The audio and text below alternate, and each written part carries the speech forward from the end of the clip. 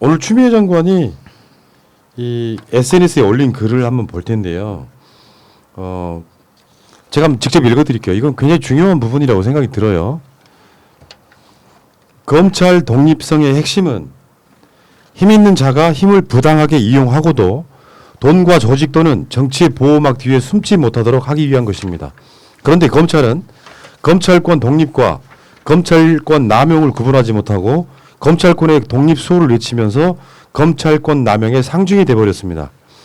인권 침해를 수사해야 되는 검찰이 오히려 인권 침해를 저지르고 수사가 진실과 사실에 입각하지 않고 짜맞추기를 해서 법정에서 뒤집힐 염려가 없는 스토리가 진실인 양 구성하기 위해 수단 방법을 가리지 않는 가혹한 수사를 하고 미리 수사의 방향과 표적을 정해놓고 수사 과정을 언론에 흘려 수사 분위기를 유리하게 조성하고 어느 누구도 수사의 이의를 제기하지 못하는 분위기를 만들어 언론의 폭주를 제어하지도 못하고 이미 혐의자는 법정에 서기도 전에 유죄가 예단돼 만시창이가 되는 기막힌 수사 활극을 자행해왔습니다. 그런 가혹한 표적 수사를 자행하고도 부패 척결, 거악 척결의 상징으로 떠올라 검찰 조직 내에서는 승진 출세의 가도를 달리고 검찰 조직 밖으로 나가서도 거액의 수임료를 받고 선임계를 내지 않고 변론을 하는 특혜를 누려 막대한 부를 축적하는 등 전관과 현직이 서로 챙기며 선배와 후배가 서로 봐주는 특수한 카르텔을 형성해 스스로 거대한 산성을 구축해 왔습니다. 그리하여 이제 누구도 건드리지 못하는 무서운 집단이 되어버렸습니다. 전직 대통령도 전직 총리도 전직 장관도 가혹한 수사 활극에 희생되고 말았습니다. 그런 무소불위의 대한민국 검찰이 힘 가진 자에 대해서는 꼬리곰탕 한 그릇에 무혐의를 선뜻 선물하고 측근을 감싸기 위해 지위를 부당하게 이용하고 막강한 경제 권력과 언론 권력 앞에서는 한없는 관용을 베풀었습니다. 수사와 기소의 잣대를 고무줄처럼 임의로 자의적으로 쓰면서 어떤 민주적 통제도 거부하는 검찰입니다. 살아있는 권력을 수사한다면서 정치적으로 수사 표적을 선정해 여론몰이 할 만큼 검찰당이라 불릴 만큼 이미 정치 세력화된 검찰이 민주적 통제 제도마저 무력화시키고 있습니다. 이 백척한 뒤에 살떨리는 무서움과 공포를 느낍니다. 그러나 이를 혁파하지 못하면 검찰개혁은 공연불이 되고 말 것입니다. 그렇게 저의 소임을 접을 수가 없습니다. 이제 대한민국 검찰을 인권을 수호하는 검찰로 돌려놓을 것입니다. 제 식구나 감싸고 이익을 함께하는 재편에게는 유리하게 편파적으로 자행해온 검찰권 행사를 차별 없이 공정한 법치를 행하는 검찰로 돌려놓을 것입니다. 흔들림 없이 전진할 것입니다. 두려움 없이 나아갈 것입니다. 동해 낙산사에서 고 노무현 대통령님 영전에 올린 저의 간절한 기도이고 마음입니다. 울컥하네요, 그죠? 예, 그렇습니다. 지금 추미애 장관이 이번 사태에 대해서 어떻게 바라보고 있는지를 잘 알 수 있을 것 같고요.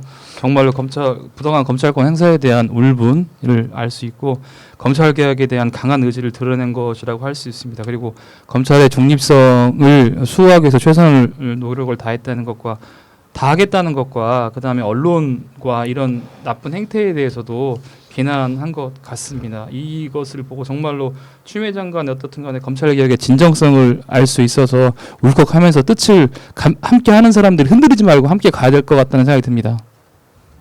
이게 검찰개혁의 모든 내용이 다 들어있는 굉장히 이렇게 정제되어 있는 그런 문장인데 여기 추미애 장관 이런 얘기 했잖아요. 두렵다고. 살떨리는 무서움과 공포를 느낀다고. 추미애 장관도 개인으로 보면 뭐 불과 얼마 전까지 아들 병역 문제 등으로 엄청나게 공격을 받았지 않습니까? 근데 여기에 흔들림 없이 전진할 것이다. 두려움 없이 나아갈 것이다. 이렇게 말하는 거 보면 사실은 국민들한테 도움을 요청하고 있는 거죠. 지켜달라는 이야기예요.